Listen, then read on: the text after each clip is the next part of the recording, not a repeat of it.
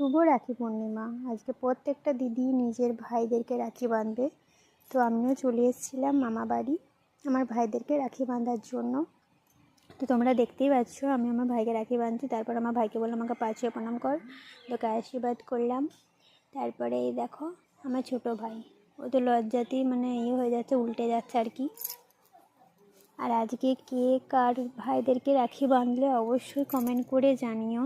কার কটা ভাই আছে অবশ্যই জানিও। আমার ভাই আছে অনেকগুলোই, তো আমি আজকে 5টা ভাইকে রাখি বেঁধেছি।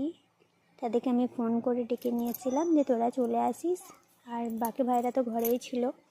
তো সবাইকে ডাকার পর তো রাজ আমার ভাই, নিজের ভাই অ্যাকচুয়ালি।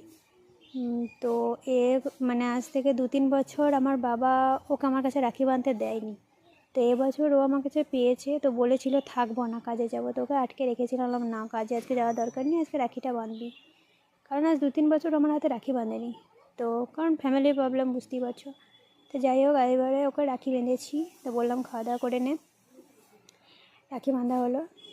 তারপরে এই যে আমার রূপু ভাই কালকে মামিমাকে ফোন করে জানিয়ে দিয়েছিলাম যে ভাইকে যেন পাঠিয়ে দেয়। তো মামিমা বললো ঠিক আছে, তোকে টাইমে ফোন পাঠিয়ে দেবো। তো ভাইও আমার চলে এসেছিলো, ভাইকেও রাখি বেঁধে দিলাম। ভালো লাগলো, এবারে সবাইকে একসাথে পেয়েছিলাম, ভালো লাগছিলো। তো যাই হোক জল ছিল না, তো ভাইকে বললাম ভাই জল নেই। বলছে ঠিক আছে দিদি জল খাবো না, এমনি ছেড়ে দাও। ঠিক আছে। তারপর আবার এই ছোটো ভাই চলে এসেছিলো, এটা হচ্ছে আমার চিকু ভাই।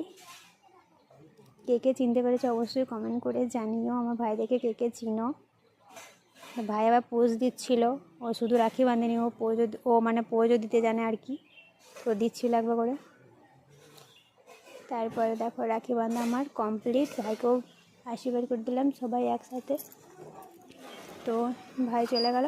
এবার আমার বেটু বাকি ছিল, ও বলছিল আমিও দিদির কাছে রাখি বাঁধবো। তো যাই হোক ওকেও মামিমা রাখি বেঁধে দিয়েছিল যে চল।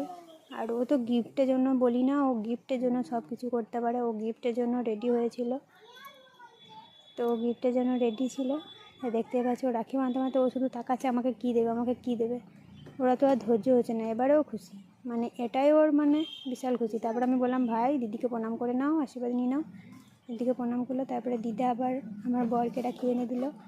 কারণ ও দিদি ছিল, ও দিদি একটা পাতানো দিদি ছিল, কিন্তু দিদিটার বিয়ে হয়ে যাওয়ার কারণে ওরও মনটা একটু খারাপ ছিল। যাই হোক তারপর আমি বললাম চলে আসবে, এখানেই রাখি বেঁধে নেবে। তো দিদা বললো ঠিক আছে আমি বেঁধে দেবো। তারপরে ও রাখি বেঁধে নিল দিদার কাছে, ওরও মনটা একটু ভালো লাগলো। যাই হোক কেমন লাগলো অবশ্যই কমেন্ট করে